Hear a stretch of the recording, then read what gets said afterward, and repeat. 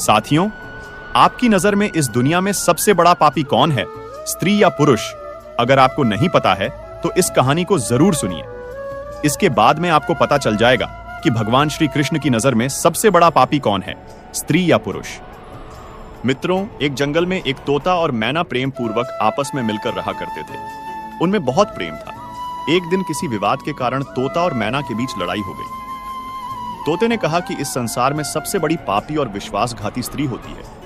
मैना ने जवाब दिया कि इस संसार में सबसे ज्यादा पापी और विश्वासघाती पुरुष होते हैं। वे दोनों आपस में लड़ते रहे और अपने विवाद के निदान के लिए वे भगवान श्री कृष्ण के पास गए और अपनी बात बताई। श्री कृष्ण ने तोते से कहा, तुम कैसे कह सकते हो कि संसार में स्त्री पुरुषों की अपेक्षा ज्यादा पापी और विश्वासघाती होती है? साथियों, अगर आप यह कथा सुन रहे हैं तो पूरा सुनिए। इस कथा को आधा अधूरा छोड़कर जाने की गलती मत करिएगा, क्योंकि इस पवित्र कथा को पूरा सुनने से मनचाहे फल की प्राप्ति होगी और आपको बहुत ही बड़ा ज्ञान मिलेगा।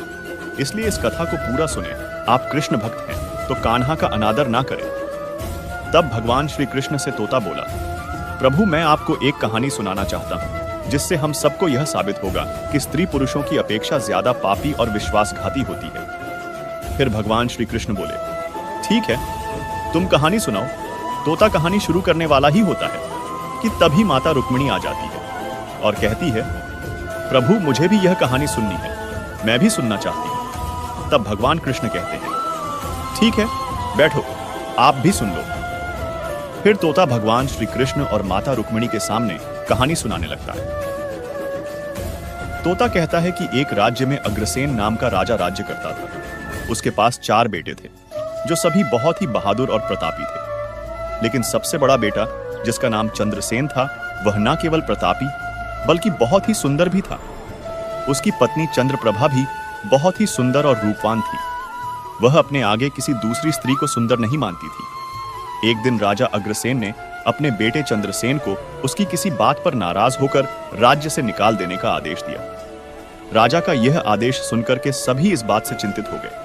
फिर चंद्रसेन अपने महल में गया और उदास हो गया। उधर चंद्रसेन को उदास देखकर उसकी पत्नी ने पूछा, प्राणनाथ, आप उदास क्यों हैं? आप इतने मुरझाए हुए क्यों हैं? राजकुमार होकर भी आप इतने चिंतित क्यों हैं? तब चंद्रसेन सोचने लगा कि मैंने बहुत बुरा किया है और अपनी सारी बात अपनी पत्नी को बता दी। उसी समय उसकी पत्नी मूर्छित हो जाती है। फिर दासिया ने चंद्रप्रभा पर गुलाब के पानी का छिड़काव किया। तब जाकर वह होश में आई। अब होश में आकर चंद्रप्रभा ने अपने पति राजकुमार चंद्रसेन से कहा, आप मुझ दासी को छोड़कर अन्य प्रदेश चले जाएंगे तो मैं आपके बिना कैसे जी पाऊंगी? मैं भी आपके साथ ही चलूंगी। तब राजकुमार चंद्रसेन कहता है, तुम मेरे साथ कैसे चल सकती हो?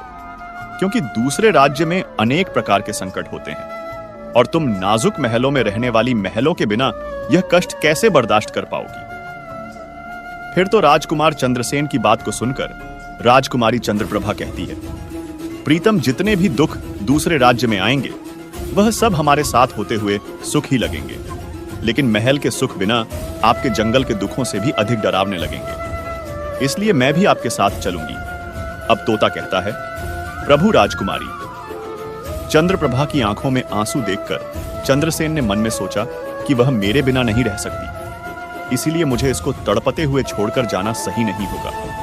इन सभी बातों को सोचते हुए राजकुमार चंद्रसेन अपनी पत्नी चंद्रप्रभा से कहते हैं, तुम उदास नहीं होना, हम तुम्हें साथ लेकर जाएंगे। इस बात से चंद्रप्रभा खुश हो जाती है और अपने पति के साथ जाने की तैयारी करने लगती है।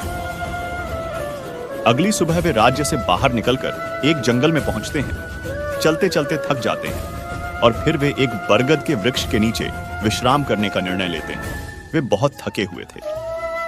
ठंडी हवा के झोंकों में उन्हें तुरंत नींद आ गई, परंतु कुछ देर बाद वहीं पर एक सांप ने चंद्रप्रभा को काट लिया। फिर तोता कहता है प्रभु, आगे सुनिए। सांप के डसते ही राजकुमारी तड़पने लगी और चंद्रसेन की आंख खुल गई। राजकुमारी को तड़पता हुआ देखकर और सांप को जाता हुआ देखकर चंद्रसेन बेचैन हो गए। फिर कुछ देर बाद राजकुमारी की मौत हो गई। इस प्रकार मृतक राजकुमारी को देखकर चंद्रसेन ऊंचे स्वर में रोने लगे। फिर चंद्रसेन ने मन में सोचा, अब जब जीवन संगिनी ही मर गई है तो मैं जीकर क्या करूंगा? मैं इसी जंगल में अपने प्राण त्याग दूंगा। ऐसा मन में सोचकर वह चंद्रप्रभा के शव के पास से उठता है और जंगल से लकड़ियां इकट्ठी करने लगता है और रोकर कहता है कि मैं भी चंद्रप्रभा की चिता में जलकर मर जाऊंगा। लेकिन तभी उसी समय स्वर्ग से एक देवदूत आता है और चंद्रसेन को रोते हुए देखकर उसके मन में दया आती है। वह राजकुमार चंद्रसेन के पास जाता है और पूछता है कि तुम क्यों रो रहे हो, आखिरकार तुम्हारा दुख क्या है? तो राजकुमार चंद्रसेन ने देवदूत से कहा, मेरे पास अपना दुख कहने की हिम्मत नहीं है। मुझे चाहिए कि यह धरती फट जाए और मैं इसमें समा जाऊं। फिर देवदूत ने कहा, तुम मुझे अपना हाल बताओ, शायद मैं तुम्हारी मदद कर सकूं। फिर चंद्रसेन ने कहा, महाराज, मैं एक राजकुमार हूं और राजा अग्रसेन का बेटा। मेरे पिता ने मुझे राज्य छोड़ने के लिए कहा था, इसलिए मेरी पत्नी और मैं इस जंगल में चलते चलते यहां आ गए। यहां आकर मेरी पत्नी को सर्प ने काट लिया और उसकी मृत्यु हो गई और मैं लकड़ियां इकट्ठा कर रहा हूं ताकि मैं अपनी पत्नी के साथ ही जलकर अपने आप को भी अग्नि के हवाले कर सकूं। तब तोता कहता है प्रभु आगे सुनिए। चंद्रसेन की बातों को सुनकर देवदूत कहते हैं, राजकुमार, तू बड़ा मूर्ख है। यह संसार है, यहां इंसानों का आ जाना लगा रहता है। इस शरीर को एक दिन सबको त्यागना पड़ेगा। तू भी इसे जानता है। इस संसार में कोई भी किसी के साथ नहीं आता और ना ही किसी के साथ जाता है। फिर भी तुम मूर्खों की तरह यह बात कर रहे हो। अगर तू जीवित रहेगा तो बहुत सारी रानियां तुझे मिलेगी, इसलिए मेरे कहने पर मरने का विचार छोड़ दो। इस मानव शरीर को प्राप्त करने के लिए देवता भी बेहद इच्छुक होते हैं, तो फिर इस शरीर को क्यों नष्ट करना चाहता है? इस प्रकार देवदूत के शब्दों को सुनकर चंद्रसेन कहता है, महाराज, आपने जो कुछ कहा है वह सत्य है, किंतु ऐसी पतिव्रता पत्नी मुझे किसी जन्म में भी नहीं मिलेगी, इसलिए मैं इसके साथ ही मरूंगा। चंद्रसेन के विचार सुनकर देवदूत ने जान लिया कि यह अपनी पत्नी के बिना नहीं रह सकता है। तब देवदूत ने चंद्रसेन से कहा, राजकुमार, तेरी पत्नी को जीवित करने के लिए केवल एक ही उपाय है। अब तुम मेरी बात को ध्यान से सुनो। यदि तू इस उपाय को कर सकता है तो तेरी पत्नी जीवित हो सकती है। फिर चंद्रसेन ने कहा, महाराज, आप जो कुछ भी कहेंगे वह सब करने के लिए तैयार हूं, केवल मेरी पत्नी को जीवित कर देना। तब देवदूत ने कहा, तुम्हारी पत्नी की आयु केवल 20 वर्ष थी, जिसे इसने बिता दिया। इसके बदले तेरी उम्र 70 वर्ष की है, जिसमें से 30 वर्ष बीत चुके हैं। तेरे जीवन काल में 40 वर्ष अभी बाकी है, यानी तुझे 40 साल और जीने का अवसर है। यदि तू अपनी पत्नी को आधा अपने जीवन का समर्पण कर देता है तो तुम दोनों की आयु समान हो जाएगी। अगर तुम यह मान लो तो राजकुमारी जल्द ही ठीक हो जाएगी। इस तरह देवदूत की बात सुनकर राजकुमार चंद्रसेन ने कहा, मुझे मान्य है।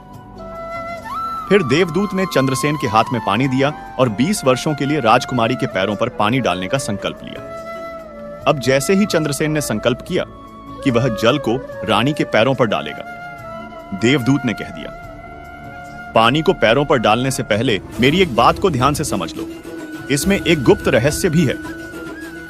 अभी तो तुझे राजकुमारी की आवश्यकता है, तुम पानी डालकर उसको बचा सकते हो, लेकिन भविष्य में अगर राजकुमारी की आवश्यकता नहीं पड़ती है तो तुम अपने संकल्प को वापस भी ले सकते हो। और जब तुम यह संकल्प वापस लेते हो तो तुम्हारी पत्नी की तुरंत ही मौत हो जाएगी।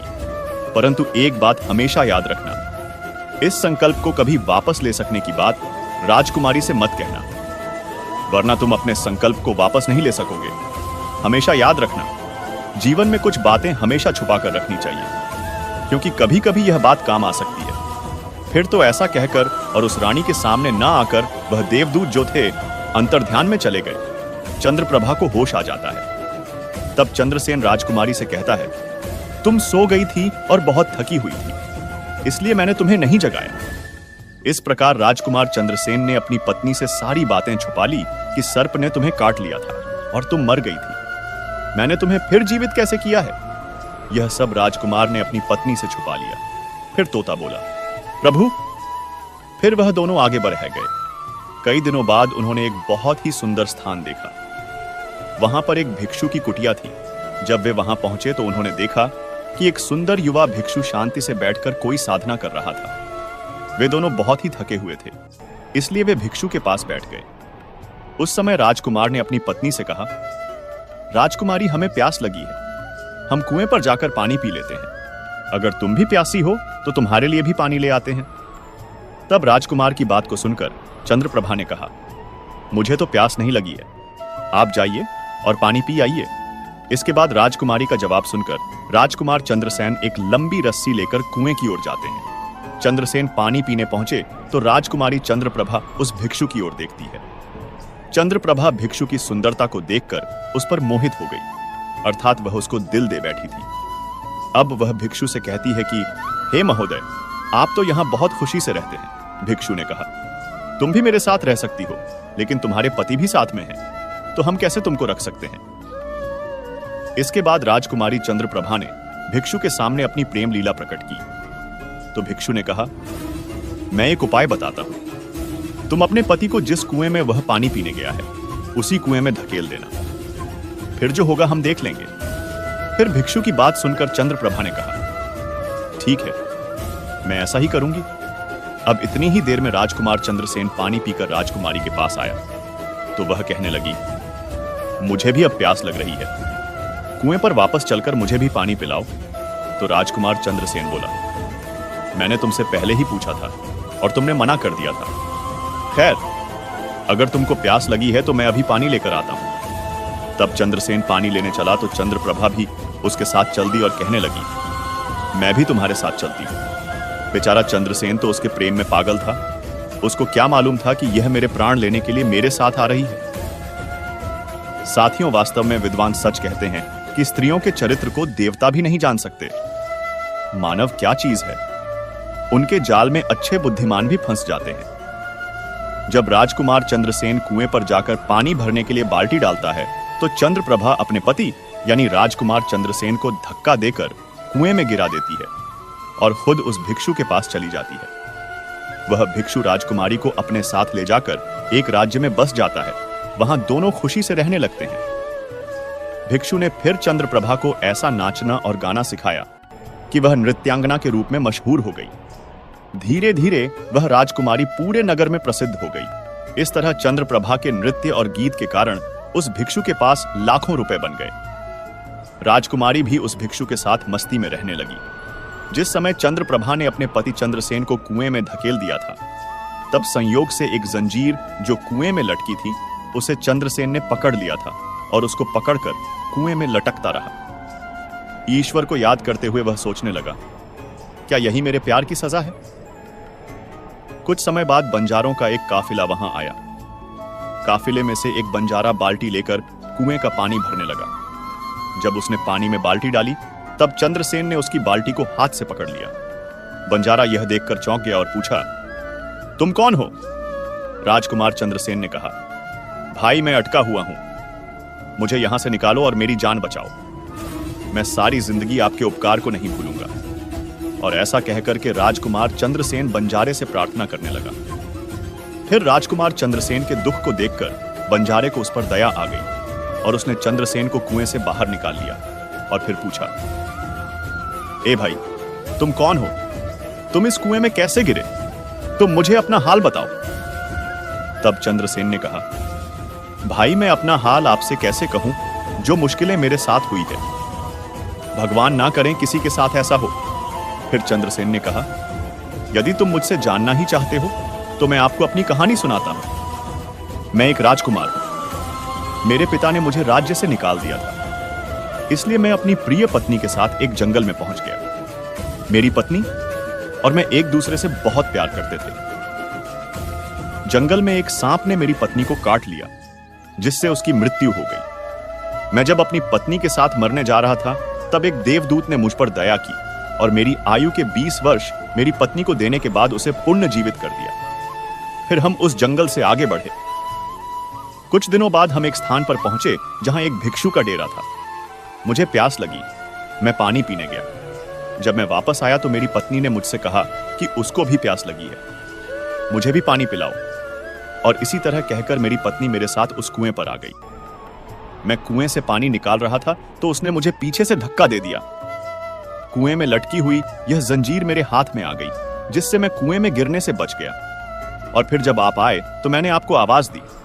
इसके बाद आपने मुझे कुएं से बाहर निकाला। अब तोता बोला, प्रभु, इस प्रकार राजकुमार चंद्रसेन ने दुखी मन से सारा हाल उस बंजारे से कह दिया और फिर अपनी व्यथा सुनाकर चंद्रसेन चुप हो गया। उधर बंजारे ने उसकी बात को सुना और राजकुमारी की करतूत सुनकर दुखी होकर कहा कि स्त्रियों का चरित्र भगवान भी नहीं समझ सकते, तो मनुष्य कैसे समझ सकता है। ऐसा कहकर बंजारे ने चंद्रसेन के सिर पर हाथ फेरा और कहा, तुम चिंता मत करो, भगवान बड़े दयालु है, वह तुम्हारी सहायता करेंगे। फिर उसने और कहा, तुम चाहो तो हमारे साथ कुछ दिन रुक सकते हो। राजकुमार चंद्रसेन उन बंजारों के साथ रहने को सहमत हो गया। फिर उनकी सहायता से वह कुछ दिनों बाद उसी राज्य में पहुंचा जहां उसकी पत्नी चंद्रप्रभा और वह रह रहे थे। उस राज्य को देखकर उसने बंजारे से कहा, भाई मेरी इच्छा है कि तुम कुछ दिन इस राज्य में रहो। तब बंजारे ने कहा, जैसी आपकी मर्जी, मुझे कोई आपत्ति नहीं है। फिर राजकुमार चंद्रसेन जो बंजारे से विदा होकर राज्य में आया और काम की तलाश में घूमने लगा। कुछ दिनों बाद राजकुमार की मेहनत परिश्रम देखकर उसे एक बड़े व्यापारी ने अपने पास नौकरी पर रख लिया। इस तरह राजकुमार चंद्रसेन ने उस व्यापारी के पास रहना शुरू किया और बड़ी मेहनत और प्यार से अपने कर्तव्यों का निर्वाह करना शुरू किया। यह देखकर उस व्यापारी ने चंद्रसेन को बड़ा सम्मान दिया और उसे अपने यहाँ का मुनीम बना लिया। और इस तरीके से राजकुमार चंद्रसेन के दिन बड़ी खुशी खुशी गुजरने लगे। अब एक दिन नगर के राजा के यहाँ चंद्रप्रभा के नृत्य का आयोजन हुआ। राजा ने उस शहर के सभी बड़े व्यापारी और सेठों को अपने यहाँ नृत्य देखने के लिए आमंत्रित किया। जब राजकुमारी चंद्रप्रभा का नृत्य होने वाला था, शहर के सभी व्यापारी और सेठ साहूकार राजा के यहाँ पहुंच गए। चंद्रसेन, जो राजकुमारी के नृत्य और गायन की प्रशंसा सुनता था, उसने भी सोचा कि मुझे इस नृत्य को देखना चाहिए। वह भी राजा के दरबार में सेठ के साथ पहुंच गया। राजकुमारी ने अप्सरा के समान नृत्य किया और अपनी सुरीली आवाज में कई सुंदर रागों को प्रस्तुत किया। उसके गाने को सुनकर महफिल के सभी लोग आश्चर्य में आ गए और सभी ने बहुत सारे इनाम दिए। इसके साथ ही राजा से लेकर प्रजा तक सभी ने उसकी प्रशंसा की। राजकुमार चंद्रसेन ने अपने हाथ की अंगूठी निकली जिसमें हीरा जड़ा हुआ था और उस अंगूठी को चंद्रप्रभा को भेंट कर दी। इसके बाद चंद्रप्रभा ने अंगूठी को पहचान लिया और मन ही मन में कहने लगी, यह तो बहुत बड़ा आश्चर्य हो गया। मेरा पति जिंदा है और यहां पहुंच गया है। अब वह मुझे नहीं छोड़ेगा, इसलिए मुझे कुछ ऐसा करना चाहिए जिससे वह मारा जा सके। उसने मन में सोचा, अब मैं यहाँ के राजा को एक सुरीला गाना और नृत्य प्रस्तुत करती हूँ जिससे वह खुश होकर मुझे कुछ मांगने के लिए बोलेंगे। तब मैं राजा के आदेश से उसे मरवा दूंगी। इसके बाद राजकुमारी चंद्रप्रभा ने एक सुरीला गाना और नृत्य प्रस्तुत किया। राजकुमारी की इस बसंत की बहार को सुनकर राजा खुश हुआ। वह चंद्रप्रभा बोले, मैं तुम पर बहुत खुश हूं, तुम मुझसे क्या मांगती हो? तब राजकुमारी ने कहा, अगर आप मुझसे प्रसन्न हैं तो सबसे पहले मुझे वचन दीजिए और फिर जो कुछ मैं मांगूंगी आप मुझे वही देंगे। फिर चंद्रप्रभा ने कहा, इस सभा में मेरा एक चोर है, कृपया उसे फांसी की सजा दें। राजा ने कहा, तुम उस चोर को मेरे सामने लाओ। चंद्रप्रभा ने चंद्रसेन का हाथ पकड़ा और उसे राजा के सामने ले गई। राजा ने अपने सैनिकों को आदेश दिया कि इस चोर को झल्लादों के पास ले जाओ और इसे फांसी पर चढ़ा दो। इसी बीच चंद्रसेन का सेठ भी वहां पहुंचा। वह डरकर चंद्रसेन के पास गया और पूछा, तुमने क्या चुराया इसका, जिसके कारण वह तुझे मारना चाहती है? चंद्रसेन ने अपने मालिक से कहा, मालिक, मैंने कुछ नहीं चुराया है, बस आप इस राजा को केवल यह बता दो कि वह मेरी दो बातें सुन ले, इससे मेरी जान बच सकेगी। अब चंद्रसेन का मालिक इसे सुनकर अपने साथी व्यापारियों और साहूकारों के पास गया और सभी ने मिलकर मशवरा किया। उन्होंने कहा, मित्रों, या तो राजा न्याय करें या हम सभी इस शहर को छोड़कर कहीं और चले जाएंगे। और इस प्रकार सभी व्यापारी राजा के पास गए और कहने लगे, राजा साहब, हमारा मुनीम निर्दोष है, उसे मार देने का आपका आदेश है। वह कह रहा है कि वह अपनी दो बातें आपको कहना चाहता है, फिर भी आपको लगे कि उसने अपराध किया है तो उसे फांसी दे देंगे। लेकिन वह कहता है कि मेरे मरने से पहले राजा केवल मेरी दो बातों को जरूर सुने। फिर राजा ने व्यापारियों की बात सुनकर कहा, ठीक है, मुनीम को बुलाओ। चंद्रसेन को लेकर राजा के सामने लाया गया और राजा ने कहा, तुम जो कुछ कहना चाहते हो वह मेरे सामने कहो। तब राजकुमार चंद्रसेन ने कहा, महाराज, मैंने क्या दोष किया है जिसके कारण आपने मेरी हत्या का आदेश दे दिया है? फिर उसकी बात को सुनकर राजा ने कहा, तू इसका चोर है। चंद्रसेन ने कहा, नहीं महाराज, मैं इस कुलटा स्त्री का पति हूं जो मुझे कुएं में धकेल कर एक भिक्षु के साथ चली आई है।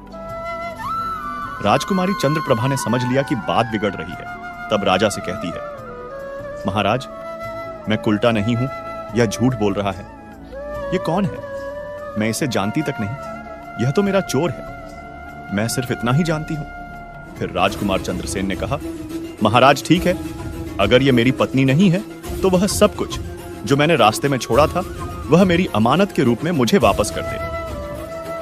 राजकुमार ने अपनी अमानत को लौटाने की बात की तो राजकुमारी चंद्रप्रभा ने इसे स्वीकार कर लिया। तब चंद्रसेन ने कहा, अच्छा, अब तुम अपने हाथों में पानी लो, हमारा न्याय इसी सभा में होगा।